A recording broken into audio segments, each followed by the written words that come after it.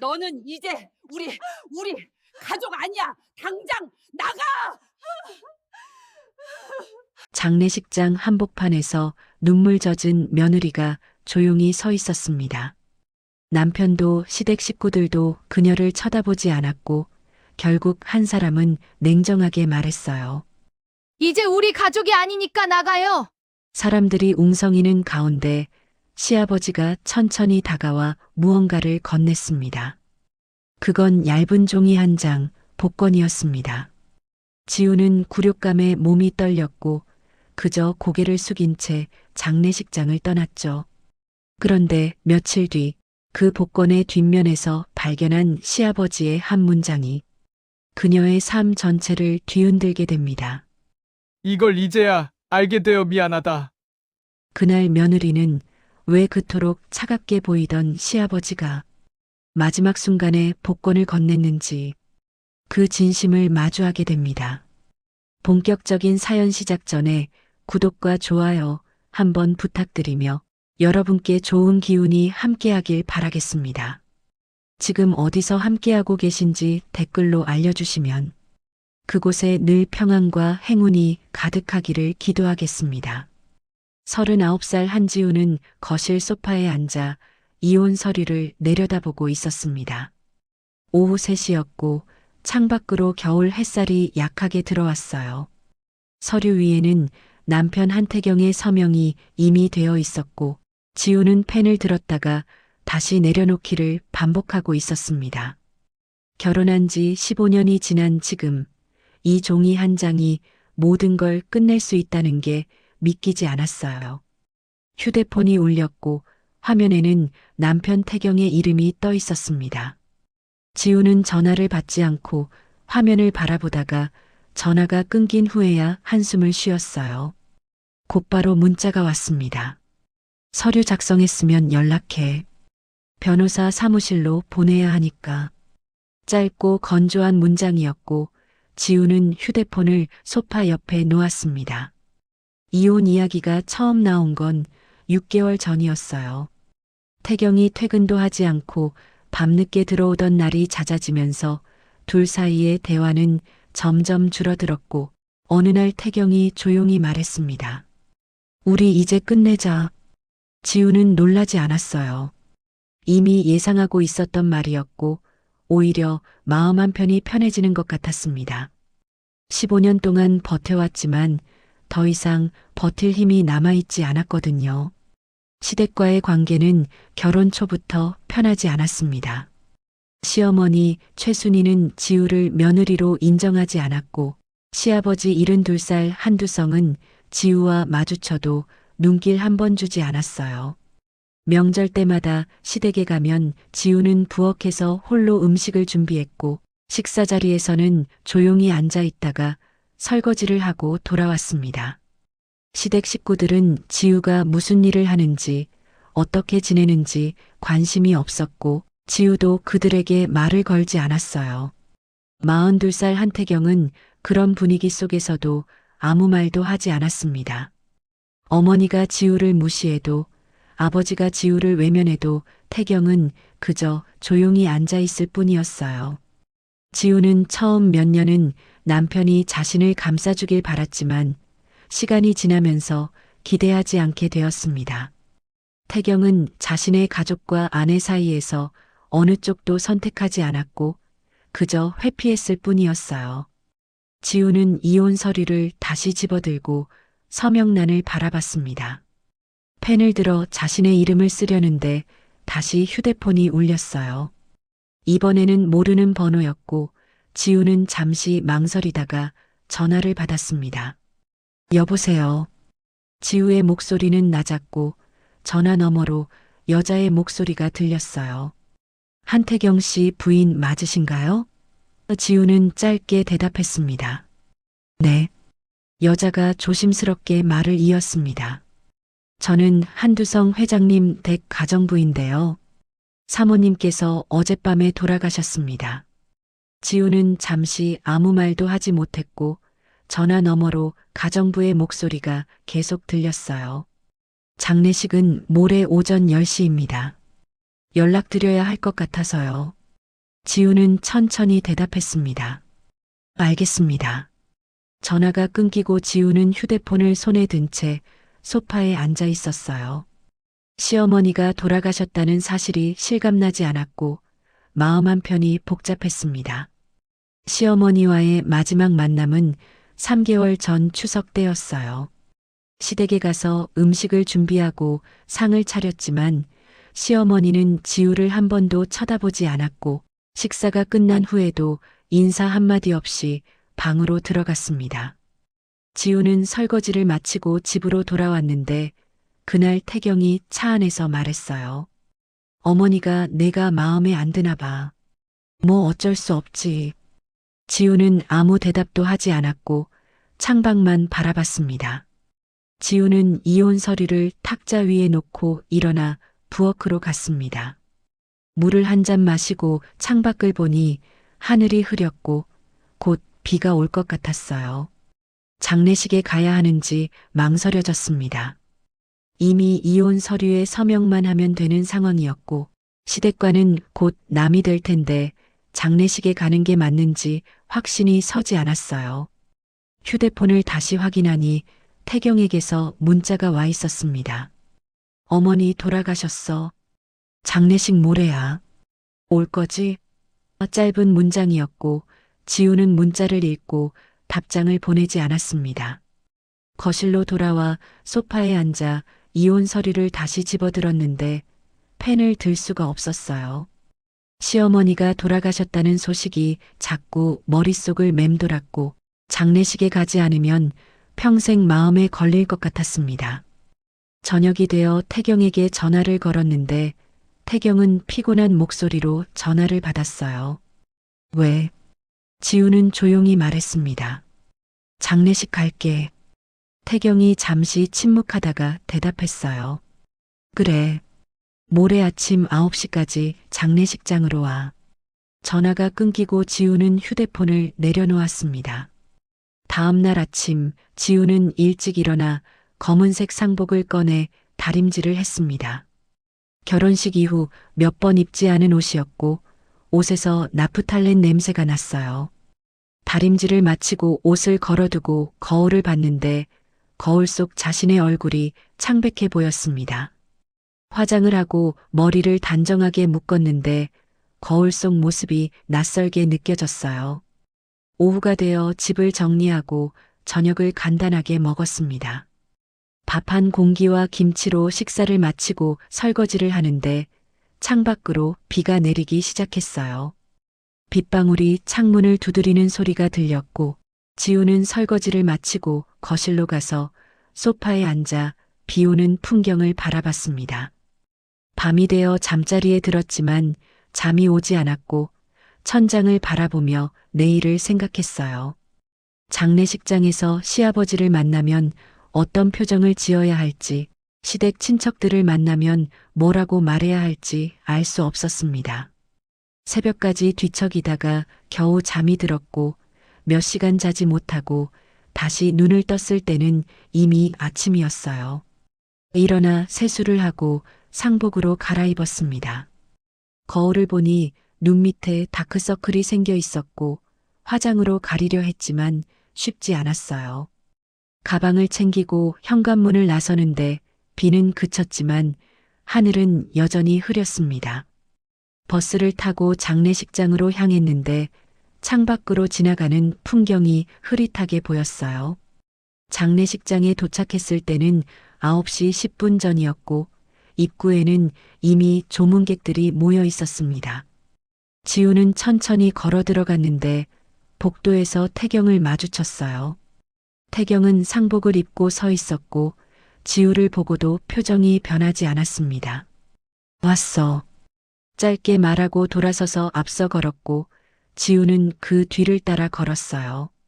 빈소 앞에 도착했을 때 시아버지 한두성이 상주 자리에 앉아 있었습니다.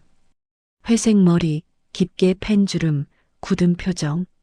지우는 멈춰서서 시아버지를 바라봤는데 시아버지는 지우를 보고도 아무 반응이 없었어요. 지우는 조심스럽게 다가가 절을 올렸지만 시아버지는 고개조차 끄덕이지 않았고 시선을 다른 곳으로 돌렸습니다. 지우는 일어나 영정사진 앞으로 갔습니다. 시어머니의 사진이 걸려 있었고 사진 속 시어머니는 부드럽게 미소 짓고 있었어요. 지우는 그 미소를 본 적이 없었습니다. 살아생전 시어머니는 지우에게 한 번도 웃어준 적이 없었거든요.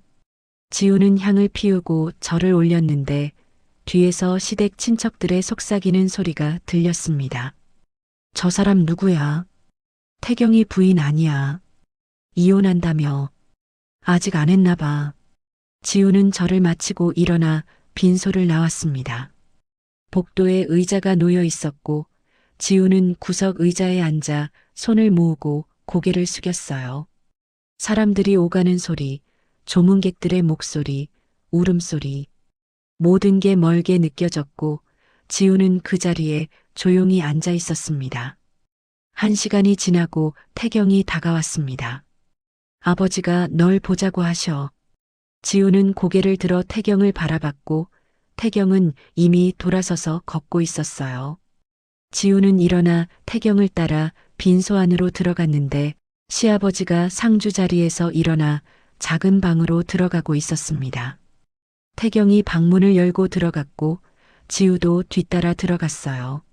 작은 방 안에는 시아버지만 서 있었고 창문으로 희미한 빛이 들어왔습니다.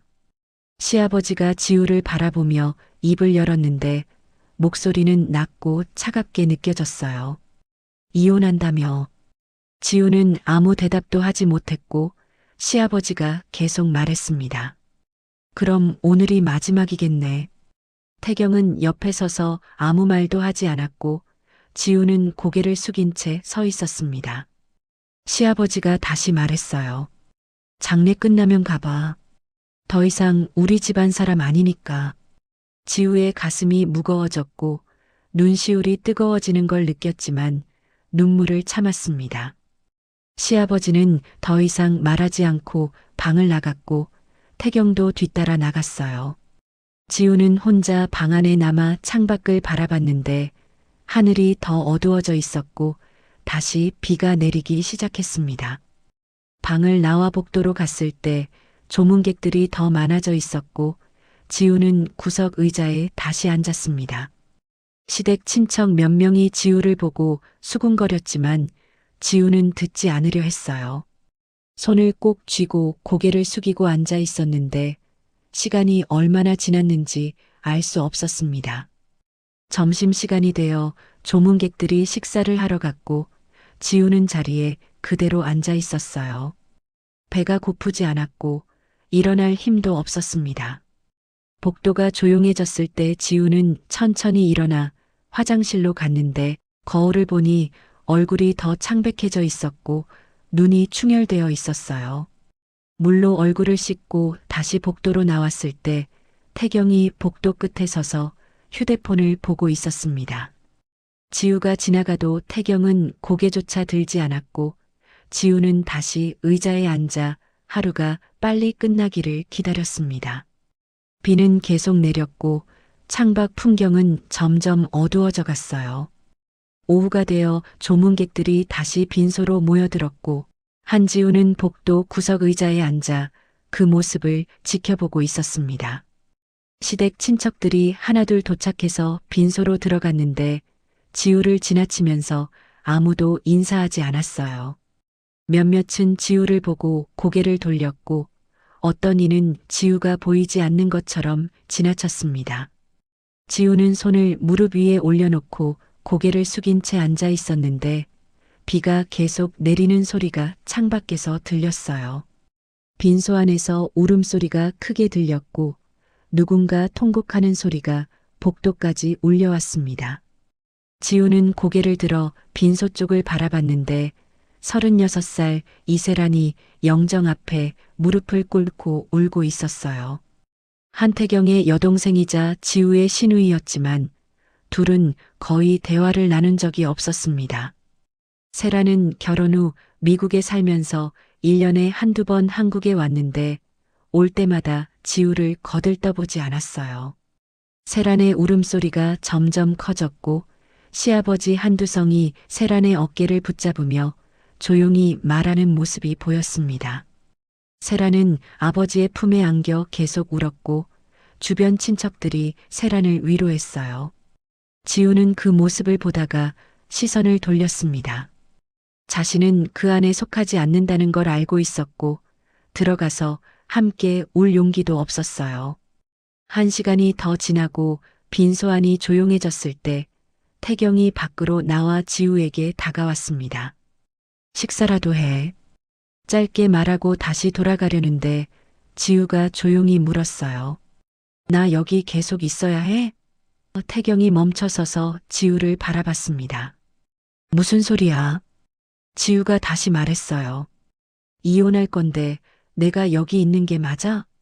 태경의 표정이 굳어졌고 잠시 침묵이 흘렀습니다. 아버지한테 물어봐. 그리고 다시 빈소로 들어갔어요. 지우는 일어나 화장실로 갔습니다.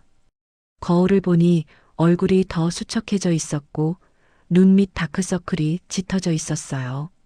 물로 얼굴을 씻고 손을 닦는데 화장실 문이 열리며 세란이 들어왔습니다.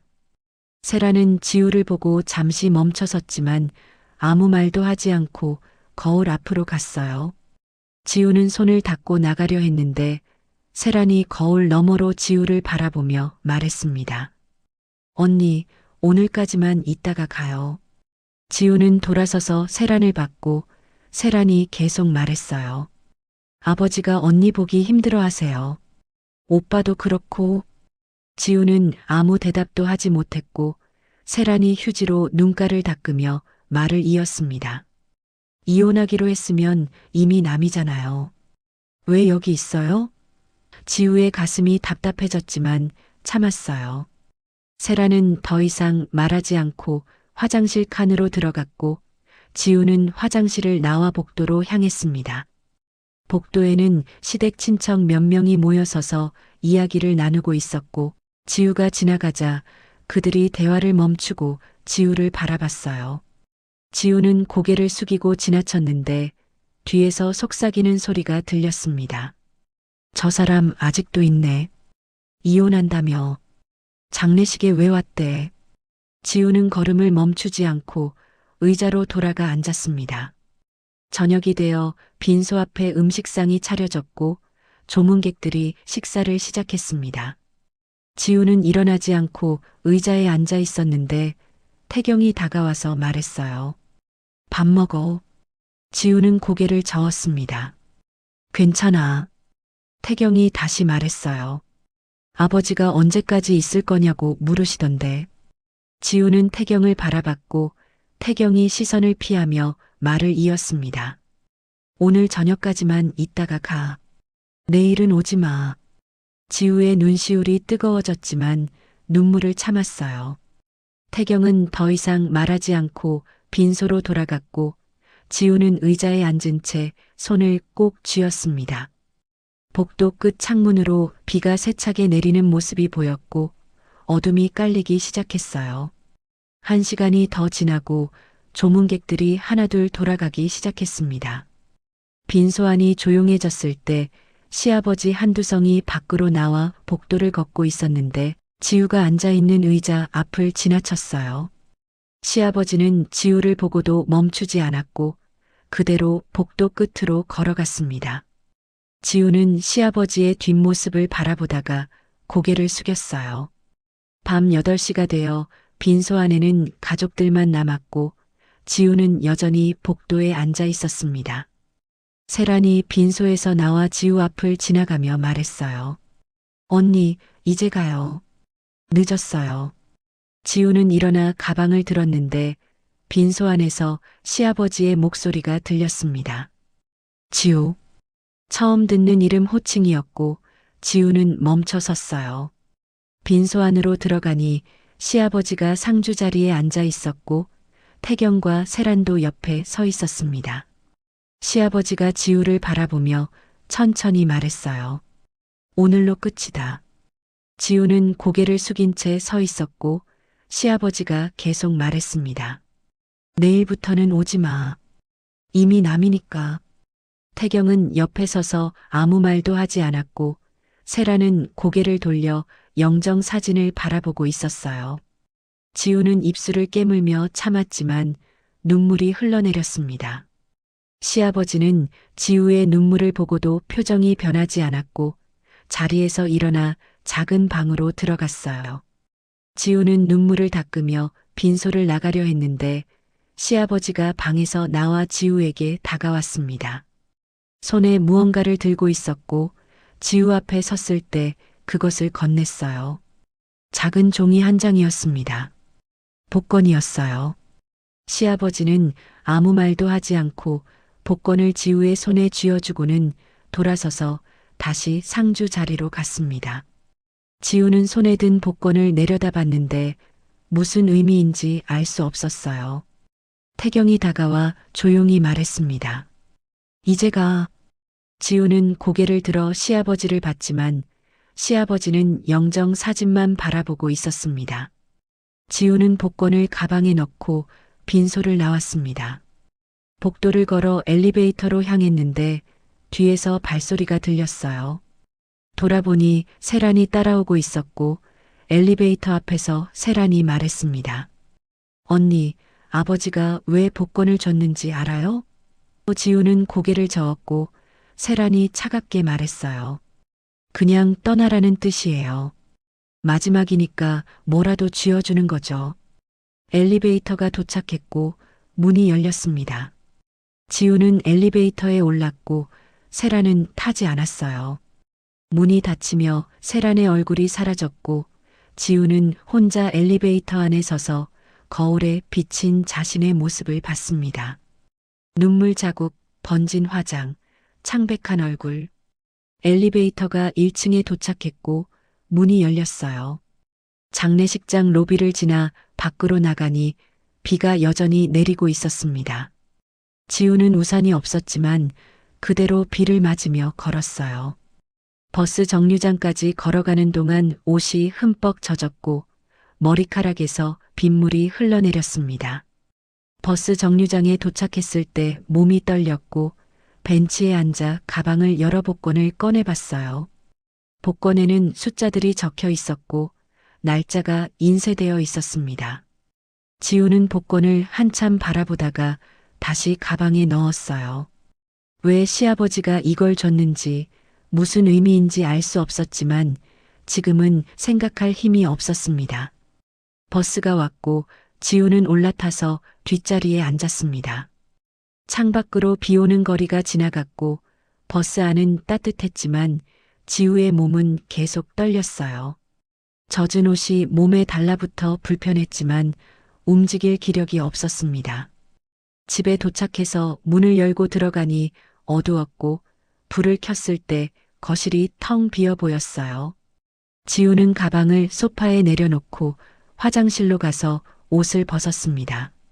거울을 보니 온몸이 젖어 있었고 머리카락이 축 늘어져 있었어요. 샤워를 하고 나와 마른 옷으로 갈아입었지만 몸의 떨림은 멈추지 않았습니다. 거실로 나와 소파에 앉아 가방을 열었습니다. 복권이 가방 안에 구겨진 채 들어 있었고 지우는 그것을 꺼내 펼쳤어요. 시아버지의 손에서 이 복권이 나왔을 때의 느낌이 떠올랐습니다. 차갑고 무뚝뚝한 표정, 아무 말도 하지 않던 모습, 그냥 떠나라는 뜻이에요. 세란의 말이 귓가에 맴돌았어요. 지우는 복권을 탁자 위에 놓고 거실 창문을 바라봤습니다. 비는 계속 내리고 있었고 창문에 빗방울이 흘러내리고 있었어요. 지우는 소파에 기대어 눈을 감았지만 잠이 오지 않았고 오늘 하루가 계속 머릿속을 맴돌았습니다. 시아버지의 냉정한 목소리, 태경의 무관심, 세란의 차가운 말, 그리고 손에 쥐어진 복권. 새벽까지 잠들지 못하고 소파에 앉아 있다가 겨우 눈을 붙였는데 몇 시간 자지 못하고 다시 깼을 때는 이미 아침이었습니다. 일어나 세수를 하고 거실로 나왔을 때 탁자 위에 복권이 그대로 놓여 있었어요. 지우는 복권을 집어들고 한참 바라보다가 서랍에 넣었습니다. 부엌으로 가서 물을 한 잔 마시고 창밖을 보니 비가 그쳤지만 하늘은 여전히 흐렸어요. 지우는 냉장고를 열었지만 먹을 마음이 들지 않아서 다시 닫았습니다. 거실로 돌아와 소파에 앉아 텔레비전을 켰지만 화면이 눈에 들어오지 않았고 텔레비전을 끄고 그대로 앉아 있었어요. 오전 10시쯤 휴대폰이 울렸고 태경에게서 온 문자였습니다. 이혼 서류 작성해서 보내. 변호사 사무실 주소 보냈어. 짧은 문장이었고 지우는 문자를 읽고 휴대폰을 내려놓았습니다. 이혼 서류가 거실 서랍에 들어 있었고 복권도 같은 서랍에 있었어요. 지우는 서랍을 열어 이혼 서류를 꺼냈습니다. 태경의 서명이 되어 있는 서류를 보며 펜을 들었는데 손이 떨려서 글씨가 제대로 써지지 않았어요. 펜을 내려놓고 심호흡을 하고 다시 펜을 들었습니다. 서명란에 자신의 이름을 천천히 썼고 마지막 획을 그었을 때 눈물이 떨어져 종이를 적셨어요. 서류를 봉투에 넣고 주소를 적었습니다. 우표를 붙이고 봉투를 탁자 위에 놓았는데 그것을 보니 15년이 이렇게 끝나는구나 하는 생각이 들었어요. 지우는 소파에 앉아 봉투를 바라보다가 서랍을 다시 열어 복권을 꺼냈습니다. 복권을 손에 쥐고 한참 바라봤습니다. 시아버지가 왜 이걸 줬는지, 정말 그냥 떠나라는 의미였는지 아니면 다른 뜻이 있었는지 알 수 없었어요. 하지만 지금은 중요하지 않았습니다. 지우는 복권을 다시 서랍에 넣고 봉투를 들고 집을 나섰어요. 밖은 여전히 흐렸지만 비는 오지 않았고 지우는 우체국으로 걸어갔습니다. 봉투를 우체통에 넣을 때 손이 떨렸지만 결국 넣었고 봉투가 우체통 안으로 떨어지는 소리가 들렸어요. 지우는 우체통 앞에 한동안 서 있다가 천천히 돌아섰습니다. 집으로 돌아가는 길, 지우는 고개를 들어 하늘을 봤습니다. 구름이 무겁게 깔려 있었고 언제 또 비가 올지 알 수 없었어요. 지우는 천천히 걸으며 앞으로 어떻게 살아가야 할지 생각했지만 답은 없었고 그저 한 걸음 한 걸음 집으로 향했습니다. 사흘이 지났지만 한지우는 여전히 집 안에 머물러 있었습니다. 장례식장에서 돌아온 그날 밤부터 지우는 제대로 잠을 이루지 못했고 먹지도 못했어요. 거실 소파에 앉아 멍하니 창밖을 바라보거나 서랍에 넣어둔 복권을 꺼내보다가 다시 넣기를 반복했습니다. 복권에는 숫자들이 적혀 있었고 발행 날짜가 인쇄되어 있었는데 그것이 무슨 의미인지 알 수 없었어요. 시아버지의 얼굴이 자꾸 떠올랐습니다. 복권을 건네던 순간의 표정, 아무 말도 하지 않던 모습, 그냥 떠나라는 뜻이에요. 세란의 말이 맞는 걸까? 아니면 다른 의미가 있었던 걸까? 지우는 복권을 손에 쥐고 한참을 바라보다가 탁자 위에 놓고 부엌으로 갔습니다. 냉장고를 열었지만 식욕이 없어서 물만 한 잔 마시고 다시 거실로 돌아왔어요. 오후가 되어 휴대폰이 울렸는데 태경에게서 온 문자였습니다. 이혼 서류 접수됐어. 한 달 후면 끝나. 짧은 문장을 읽고 지우는 휴대폰을 소파에 내려놓았어요. 15년의 결혼이 이렇게 간단하게 정리된다는 게 믿기지 않았지만 동시에 마음 한편이 가벼워지는 것도 느꼈습니다. 하지만 가벼움과 동시에 허전함도 밀려왔고 지우는 소파에 기대어 눈을 감았어요. 같은 시각 장례식장에서는 마지막 절차가 진행되고 있었습니다. 한두성은 상주 자리에 앉아 조문객들에게 인사를 받고 있었고 한태경과 이세라는 아버지 옆에 서 있었어요. 장례식이 끝나면 시어머니는 화장되어 납골당에 모셔질 예정이었고 모든 절차가 끝나면 집으로 돌아가는 일만 남아 있었습니다. 저녁이 되어 마지막 조문객이 떠나고 빈소가 정리되었을 때 세란이 아버지에게 다가가 조심스럽게 물었습니다. 아버지, 집에 가셔서 좀 쉬세요. 한두성은 고개를 끄덕이며 일어났고 태경이 아버지를 부축했어요. 세 사람은 장례식장을 나와 주차장으로 향했고 차에 올라 집으로 향했습니다. 집에 도착했을 때는 밤 9시가 넘어 있었고 한두성은 거실을 지나 자신의 방으로 들어갔습니다. 태경과 세라는 거실에 남아 소파에 앉았는데 둘 다 지쳐 보였어요. 세란이 먼저 말을 꺼냈습니다. 오빠 언니한테 이혼 서류 받았어? 태경이 고개를 끄덕였고 세란이 다시 물었어요. 언니 괜찮을까? 태경은 대답하지 않고 천장을 바라봤습니다. 잠시 침묵이 흐르다가 세란이 일어나 부엌으로 갔습니다. 물을 마시고 돌아오는데 아버지 방문이 조금 열려 있었고 안에서 무언가 뒤지는 소리가 들렸어요. 세라는 문 앞에 멈춰서서 안을 들여다봤는데 아버지가 옷장 서랍을 열어 무언가를 꺼내고 있었습니다. 낡은 공책 같은 것이었고 아버지는 그것을 펼쳐보다가 다시 서랍에 넣었어요. 세라는 거실로 돌아와 태경에게 말했습니다. 오빠 아버지 방에 뭐 많이 있나 봐. 서랍을 뒤지고 계셔. 태경이 고개를 들어 세란을 바라봤고 세란이 계속 말했어요. 어머니 돌아가시고 나서 아버지가 이상해. 뭔가 찾으시는 것 같아. 태경은 일어나 아버지 방 쪽으로 걸어갔지만 문 앞에서 멈췄습니다. 안에서는 조용했고 태경은 다시 거실로 돌아왔어요. 다음 날 아침 한두성은 일찍 일어나 거실로 나왔습니다. 태경과 세라는 아직 자고 있었고 한두성은 혼자 부엌으로 가서 물을 끓였어요. 커피를 타서 마시며 창밖을 바라보는데 하늘이 맑았습니다. 며칠간 내리던 비가 그쳤고 햇살이 창문을 통해 들어오고 있었어요. 한두성은 커피를 다 마시고 다시 방으로 들어가 옷장을 열었습니다. 서랍 맨 아래에서 낡은 공책 하나를 꺼냈는데 표지가 해져 있었고 모서리가 달아 있었어요. 공책을 펼치니 안에 글씨가 적혀 있었습니다. 일기장이었어요. 한두성은 천천히 페이지를 넘기며 읽기 시작했습니다. 지우가 오늘도 부엌에서 혼자 음식을 준비했다. 내가 도와주지 못해서 미안하다. 몇 년 전 명절 날의 일기였어요. 지우는 말이 없지만 눈빛이 슬퍼 보인다. 내가 더 잘해줬어야 하는데. 한두성은 페이지를 넘겼습니다. 태경이가 지우를 너무 모른 척한다.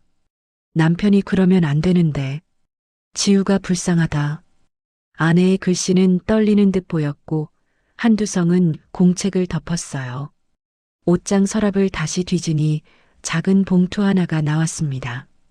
봉투 안에는 복권 몇 장이 들어 있었고 메모지 하나가 함께 있었어요. 지우에게 주려고 샀는데 용기가 안 났다. 언젠가 직접 건네주고 싶다. 아내의 글씨였습니다. 한두성은 메모지를 한참 바라보다가 다시 봉투에 넣고 서랍을 닫았어요. 거실로 나가니 세란이 일어나 소파에 앉아 있었습니다. 아버지, 주무셨어요? 한두성은 고개를 끄덕이고 소파에 앉았어요. 세란이 조심스럽게 물었습니다. 아버지, 어머니 방 정리해야 하는데 언제 할까요? 한두성은 잠시 생각하다가 대답했습니다. 오늘 하자. 세란이 고개를 끄덕였고 태경을 깨우러 갔어요. 오전 내내 세 사람은 시어머니의 방을 정리했습니다. 옷장을 열어 옷들을 꺼내고 서랍을 열어 물건들을 정리했어요. 낡은 사진첩이 나왔고 한두성은 사진첩을 펼쳐봤습니다. 젊은 시절 아내와 함께 찍은 사진, 아이들이 어렸을 때 사진, 가족이 함께 찍은 사진들이 있었어요. 한두성은 사진을 하나하나 넘기며 보다가 한 장에서 멈췄습니다. 지우가 처음 시댁에 왔을 때 찍은 사진이었어요. 지우는 어색하게 웃고 있었고 옆에 태경이 서 있었습니다. 한두성과 아내도 사진에 있었는데 한두성은 무표정했고 아내는 억지로 웃고 있는 것처럼 보였어요. 한두성은 사진을 한참 바라보다가 사진첩을 덮었습니다. 서랍을 계속 정리하다가 세란이 작은 상자를 발견했습니다. 아버지, 이게 뭐예요? 상자를 열자 안에 편지 몇 장이 들어 있었고 세란이 편지 하나를 꺼내 읽기 시작했어요. 편지는 아내가 쓴 것이었고 받는 사람은 적혀 있지 않았습니다. 지우에게 미안하다. 내가 더 잘해줬어야 했는데 며느리라고 무시하고 차갑게 대한 게 후회된다. 세란의 얼굴이 굳어졌고 편지를 계속 읽었어요. 태경이가 지우를 사랑하지 않는 게 보인다. 그런데도 지우는 참고 산다. 내가 도와줘야 하는데 용기가 안 난다. 세라는 편지를 다시 상자에 넣고 아버지를 바라봤습니다. 한두성은 아무 말도 하지 않고 창밖을 보고 있었어요. 세란이 조심스럽게 물었습니다. 아버지, 어머니가 언니한테 미안해 하셨나 봐요. 한두성은 고개를 끄덕였고 세란이 다시 말했어요. 그런데 왜 아버지는 언니한테 그렇게 차갑게 대하셨어요? 한두성은 대답하지 않았습니다. 태경이 다른 서랍을 열어 물건을 꺼내고 있었는데 작은 수첩이 나왔습니다. 수첩을 펼치니 날짜와 숫자들이 적혀 있었고 복권 번호 같았어요. 태경이 수첩을 아버지에게 건넸고 한두성은 수첩을 받아봤습니다. 아내가 매주 복권을 샀던 기록이었고 마지막 페이지에는 메모가 적혀 있었어요. 이번 주 복권은 지우에게 주고 싶다. 직접 말할 용기가 생기면. 날짜는 4개월 전이었습니다. 한두성은 수첩을 덮고 상자에 넣었습니다. 세란이 아버지를 바라보며 물었어요. 아버지, 어머니가 언니한테 복권을 주려고 했나 봐요. 그런데 왜 못 주셨을까요? 한두성은 천천히 대답했습니다. 용기가 없었겠지. 세란이 다시 물었어요. 그럼 아버지가 장례식 때 언니한테 준 복권도 어머니가 사둔 거예요? 한두성은 고개를 끄덕였습니다. 세란의 얼굴이 창백해졌고 태경도 고개를 들어 아버지를 바라봤어요. 세란이 떨리는 목소리로 물었습니다. 아버지, 그럼 언니한테 그 복권을 주신 건? 한두성은 세란의 말을 끊으며 말했어요. 어머니의 마지막 부탁이었다. 지우한테 전해달라고. 세란은 입술을 깨물었고 태경은 고개를 숙였습니다. 한두성이 자리에서 일어나 방을 나가려 하는데 세란이 뒤따라 나오며 물었습니다. 아버지, 언니한테 연락해야 하는 거 아니에요? 이 사실을 알려줘야 하지 않아요? 한두성은 멈춰서서 세란을 바라봤어요. 필요 없다. 이미 끝난 일이야. 세란이 다시 말했습니다. 하지만 어머니가 언니를 미안해 하셨잖아요. 그리고 복권도. 한두성이 딱 잘라 말했어요. 그만해. 지우는 이제 우리 집안 사람이 아니야. 세란은 더 이상 말하지 못했고 한두성은 자신의 방으로 들어가 문을 닫았습니다. 세란은 거실로 돌아와 태경 옆에 앉아 한숨을 쉬었어요. 태경이 조용히 말했습니다. 아버지 말이 맞아. 이미 끝난 일이야. 세란이 고개를 저으며 대답했어요. 하지만 언니는 아무것도 모르잖아. 어머니가 미안해했다는 것도, 복권이 어머니가 준비한 거라는 것도. 태경은 대답하지 않고 일어나 창밖을 바라봤습니다. 하늘은 여전히 맑았고 햇살이 밝았어요. 하지만 집안의 분위기는 무거웠고 세라는 소파에 앉아 생각에 잠겼습니다. 같은 시각 한지우는 집 거실에 앉아 복권을 손에 쥐고 있었습니다. 며칠간 복권을 바라보며 그 의미를 생각했지만 답을 찾을 수 없었어요. 그냥 떠나라는 뜻이에요. 세란의 말이 계속 머릿속에 맴돌았지만 왠지 그것만은 아닌 것 같은 느낌이 들었습니다. 시아버지의 표정이 떠올랐어요. 냉정했지만 동시에 무언가 복잡해 보이던 눈빛. 지우는 복권을 탁자 위에 놓고 일어나 창밖을 바라봤습니다. 햇살이 밝았고 구름 한 점 없는 맑은 하늘이었어요. 지우는 창문을 열어 바람을 쐬었는데 시원한 공기가 얼굴을 스쳤습니다. 며칠간 집 안에만 있었던 지우는 처음으로 밖으로 나가고 싶다는 생각이 들었어요. 옷을 갈아입고 집을 나섰습니다. 동네를 천천히 걸으며 주변을 둘러봤는데 오랜만에 보는 풍경이 낯설게 느껴졌어요. 공원 벤치에 앉아 하늘을 바라보며 지우는 생각했습니다. 앞으로 어떻게 살아가야 할지, 이혼 후의 삶은 어떨지. 하지만 답은 없었고 그저 시간이 지나기를 기다릴 수밖에 없었어요. 집으로 돌아왔을 때는 저녁이 되어 있었고 지우는 현관문을 열고 들어가 불을 켰습니다. 거실 탁자 위에 복권이 그대로 놓여 있었고 지우는 복권을 집어들고 한참 바라봤어요. 시아버지는 왜 이것을 줬을까? 정말 그냥 떠나라는 의미였을까? 아니면 다른 뜻이 있었을까? 질문만 남았고 답은 없었습니다. 지우는 복권을 서랍에 다시 넣고 부엌으로 가서 간단하게 저녁을 먹었습니다. 설거지를 하고 거실로 돌아와 소파에 앉아 텔레비전을 켰는데 화면이 눈에 들어오지 않았어요. 텔레비전을 끄고 방으로 들어가 이불을 펼치고 누웠는데 천장을 바라보며 오늘 하루를 떠올렸습니다. 복권, 시아버지, 시어머니, 태경, 세란. 모든 것이 머릿속에서 뒤엉켰고 지우는 눈을 감았지만 잠이 오지 않았어요. 밤이 깊어갔지만 지우는 계속 깨어 있었고 복권의 의미를 생각하며 새벽까지 뒤척였습니다. 대체 시아버지는 왜 복권을 준 걸까? 그 질문만이 지우의 머릿속을 가득 채우고 있었어요. 일주일이 지났고 한지우는 조금씩 일상으로 돌아가려 애쓰고 있었습니다. 아침에 일어나 세수를 하고 간단한 아침을 먹고 집안을 정리하고 저녁에는 산책을 나가는 일정이었어요. 이혼 절차는 진행 중이었고 한 달 후면 모든 게 끝날 예정이었습니다.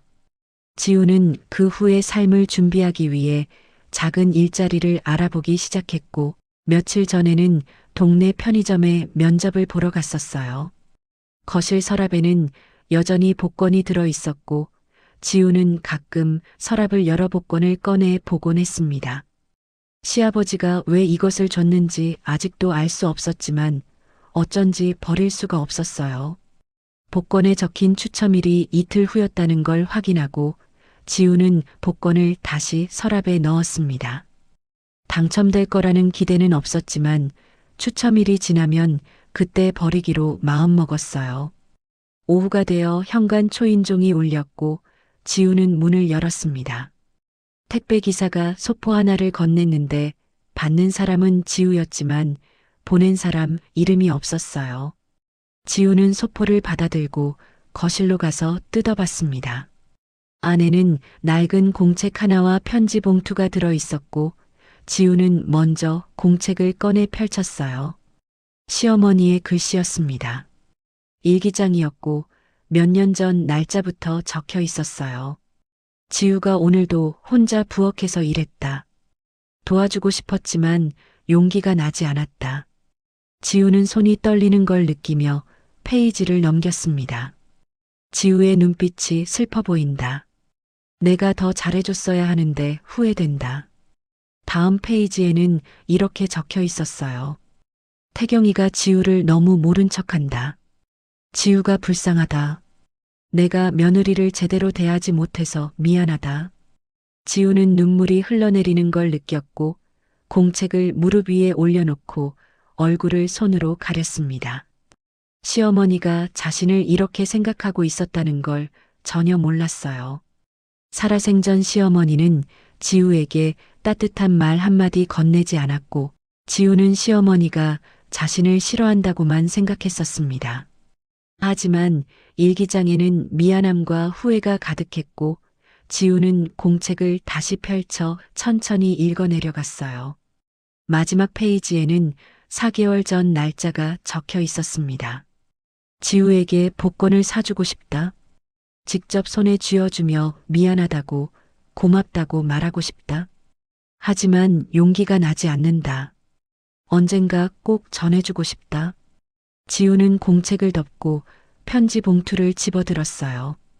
봉투를 열자 짧은 편지가 나왔고 세란의 글씨였습니다. 언니, 이건 어머니가 쓰신 일기장이에요. 아버지가 어머니 방을 정리하다가 찾으셨는데 제가 언니에게 보내야 한다고 말씀드렸어요. 아버지는 처음에 반대하셨지만 결국 허락하셨어요. 어머니가 언니를 미안해 하셨다는 걸 알아주세요. 그리고 장례식 때 아버지가 건네신 복권도 어머니가 언니를 위해 사두신 거예요. 어머니의 마지막 부탁이었대요. 언니한테 미안했어요. 제가 너무 차갑게 대했죠. 언니가 행복하길 바랍니다. 짧은 편지였지만 지우는 한 글자 한 글자 천천히 읽었어요. 지우는 편지를 내려놓고 서랍을 열어 복권을 꺼냈습니다. 복권을 손에 쥐고 바라보는데 시어머니의 얼굴이 떠올랐어요. 사진 속에서 부드럽게 웃고 있던 모습, 장례식장에서 본 영정 사진. 시어머니는 살아생전 지우에게 말하지 못했던 걸 이렇게 전하려 했던 거였습니다. 미안함, 고마움, 응원. 복권 한 장에 담긴 마음이었어요. 지우는 복권을 가슴에 안고 한참을 울었습니다.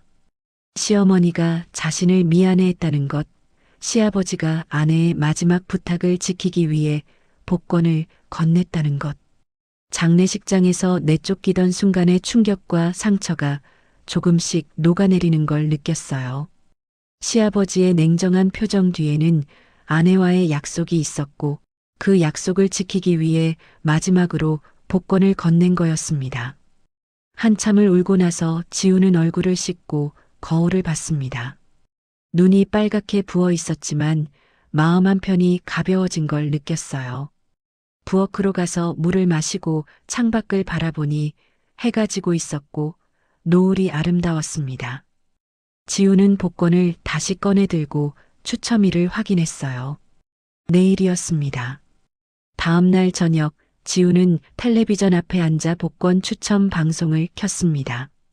손에는 시어머니가 사둔 복권이 들려 있었고 화면에서 번호가 하나씩 발표되기 시작했어요.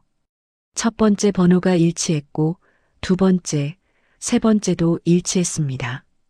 지우의 심장이 빨라졌고 네 번째 번호도 맞았어요. 다섯 번째, 여섯 번째, 마지막 번호까지 모두 일치했습니다. 지우는 복권을 손에 쥔 채 멍하니 화면을 바라봤습니다. 1등은 아니었지만 3등에 당첨된 거였어요. 금액은 150만 원. 큰 돈은 아니었지만 지우에게는 의미가 달랐습니다. 시어머니가 마지막으로 전한 마음이 이렇게 돌아온 거였어요. 지우는 복권을 가슴에 안고 다시 눈물을 흘렸습니다. 며칠 후 지우는 복권을 들고 은행으로 갔습니다. 당첨금을 받고 나오는 길에 꽃집 앞을 지나가다가 멈춰 섰어요. 꽃집에 들어가 국화 한 다발을 샀고 버스를 타고 장례식장이 있던 곳 근처 납골당으로 향했습니다. 시어머니가 그곳에 계시다는 걸 세란의 편지에서 알게 됐었어요. 납골당에 도착해서 시어머니의 위패를 찾았습니다. 꽃을 올려놓고 절을 했는데 이번에는 진심으로 절할 수 있었어요.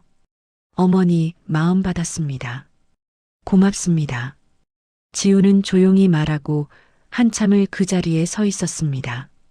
바람이 불어와 머리카락을 스쳤고 하늘에는 구름이 천천히 흘러가고 있었어요.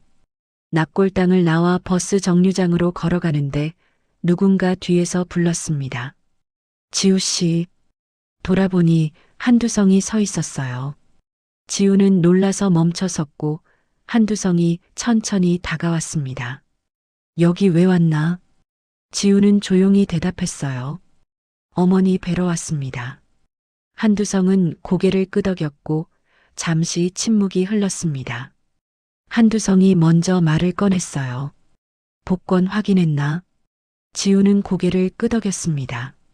네, 당첨됐습니다. 한두성의 표정이 조금 부드러워졌고 지우가 계속 말했어요. 어머니 마음 잘 받았습니다. 감사합니다. 한두성은 시선을 돌려 하늘을 바라봤습니다. 아내가 당신한테 미안해했어. 잘해주지 못해서. 지우는 눈시울이 뜨거워지는 걸 느꼈지만 참았어요. 한두성이 다시 말했습니다. 나도 미안하네. 당신을 좀 더 잘 대해줬어야 했는데. 지우는 고개를 저었어요. 괜찮습니다. 한두성이 주머니에서 작은 봉투를 꺼내 지우에게 건넸습니다. 이건 아내가 당신한테 주려고 모아둔 거야. 밖에. 지우는 봉투를 받아 열어보니 얼마간의 돈이 들어있었. 이건 받을 수 없습니다. 한두성이 고개를 저었습니다. 아내의 마음이니 밖에. 새 출발의 보탬이 될 거야. 지우는 봉투를 쥐고 한두성을 바라봤습니다. 한두성의 눈가에 주름이 깊게 패여 있었고 표정은 여전히 굳어 있었지만 눈빛만은 부드러웠어요. 잘 살게. 한두성이 짧게 말하고 돌아섰습니다. 지우는 그 뒷모습을 바라보며 조용히 말했어요. 아버님도 건강하세요. 한두성은 대답하지 않았지만 발걸음이 잠시 느려졌다가 다시 걸어갔습니다. 지우는 버스 정류장으로 걸어가 벤치에 앉았습니다. 손에 든 봉투를 열어 돈을 세어보니 200만 원이었어요. 시어머니가 조금씩 모아둔 돈이었을 겁니다. 지우는 봉투를 가방에 넣고 하늘을 올려다봤습니다. 구름 사이로 햇살이 비치고 있었고 따뜻했어요. 버스가 왔고 지우는 집으로 돌아갔습니다. 집에 도착해서 가방에서 봉투와 복권 당첨금을 꺼내 탁자 위에 놓고 바라봤어요. 350만 원. 큰 돈은 아니었지만 새 출발을 준비하기에는 충분했습니다. 지우는 편의점 면접에 합격했다는 연락을 며칠 전에 받았었고 다음 주부터 일을 시작할 예정이었어요. 저녁을 먹고 거실 소파에 앉아 세란이 보낸 일기장을 다시 펼쳤습니다. 시어머니의 글씨를 천천히 읽으며 지우는 생각했어요. 시어머니는 용기가 없어서 살아생전 말하지 못했지만 이렇게라도 마음을 전하려 했다는 것. 그리고 시아버지는 아내의 마지막 부탁을 지키기 위해 차갑게 보이면서도 복권을 건넸다는 것. 일기장을 덮고 창밖을 바라보니 별이 하나 둘 나타나고 있었습니다. 지우는 창문을 열어 밤바람을 쐬며 서 있었는데 마음이 편안했어요. 지난 15년의 결혼 생활이 행복하지만은 않았지만 마지막에 이렇게 따뜻한 마음을 받았다는 게 감사했습니다. 며칠 후 이혼 절차가 마무리되었다는 연락을 받았고 지우는 태경을 만나 마지막 서류에 서명했습니다. 두 사람은 서로 많은 말을 하지 않았고 서류를 제출하고 나서 건물 밖으로 나왔을 때 태경이 먼저 말을 꺼냈어요. 지우야, 미안해. 지우는 태경을 바라봤고 태경이 계속 말했습니다. 내가 너한테 잘못했어. 좀 더 잘해줬어야 했는데. 지우는 고개를 저었어요. 이미 지난 일이야. 우리 각자 잘 살자. 태경이 고개를 끄덕였고 두 사람은 각자의 길로 걸어갔습니다. 집으로 돌아오는 길, 지우는 편의점 앞을 지나가다가 멈춰 섰습니다. 다음 주부터 일할 곳이었고 지우는 가게 안을 들여다봤어요. 점원이 손님을 응대하고 있었고 가게 안은 밝았습니다. 지우는 미소를 지으며 다시 걸음을 옮겼어요. 집에 도착해서 저녁을 준비하며 지우는 생각했습니다. 앞으로의 삶이 어떨지 알 수 없지만 지금은 한 걸음씩 나아가는 것만으로도 충분하다고. 시어머니가 남긴 마음과 시아버지가 전한 응원, 그리고 자신의 힘으로 새로운 시작을 만들어가는 것.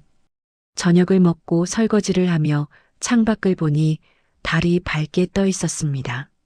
지우는 설거지를 마치고 거실로 나와 소파에 앉아 일기장을 마지막으로 한 번 더 펼쳤어요. 시어머니의 마지막 글이 적힌 페이지를 읽었습니다. 지우야, 미안하고 고마워. 내가 행복했으면 좋겠어. 지우는 일기장을 가슴에 안고 눈을 감았습니다. 방으로 들어가 이불을 펼치고 누웠을 때 지우는 천장을 바라보며 오늘 하루를 떠올렸어요. 시아버지와의 짧은 대화, 태경과의 마지막 인사, 그리고 앞으로 시작될 새로운 일상. 모든 게 조용히 정리되어 가고 있었고 지우는 마음이 평온했습니다. 눈을 감으니 잠이 왔고 이번에는 편안하게 잠들 수 있었어요. 꿈속에서 지우는 밝은 길을 걷고 있었고 멀리서 누군가 손을 흔들고 있었습니다. 시어머니였어요. 지우는 꿈속에서 시어머니를 향해 걸어갔고 시어머니는 부드럽게 미소 지으며 지우를 바라보고 있었습니다. 지우도 미소를 지으며 시어머니에게 다가갔고 두 사람은 아무 말 없이 서로를 바라봤어요. 아침이 되어 눈을 떴을 때 지우는 창밖을 봤습니다. 해가 밝게 떠올랐고 새로운 하루가 시작되고 있었어요. 지우는 일어나 세수를 하고 옷을 갈아입었습니다. 거울을 보니 얼굴에 생기가 돌아와 있었고 지우는 미소를 지었어요. 부엌으로 가서 아침을 준비하며 지우는 생각했습니다. 오늘도 내일도 그 다음 날도 한 걸음씩 앞으로 나아가면 되는 거라고. 시어머니가 남긴 복권 한 장이 지우에게 준 건 돈이 아니라 용기였고 시아버지가 전한 건 냉정함이 아니라 응원이었습니다. 창밖으로 햇살이 밝게 비치고 있었고 지우는 그 빛을 바라보며 조용히 고개를 끄덕였어요. 앞으로의 삶이 어떻게 펼쳐질지 알 수 없었지만 지금 이 순간만큼은 따뜻했고 그것으로 충분했습니다. 오늘도 인생 초이야기 끝까지 들어주셔서 고맙습니다. 구독과 좋아요 눌러주시면 언제나 여러분 곁에서 좋은 사연 전해드릴게요.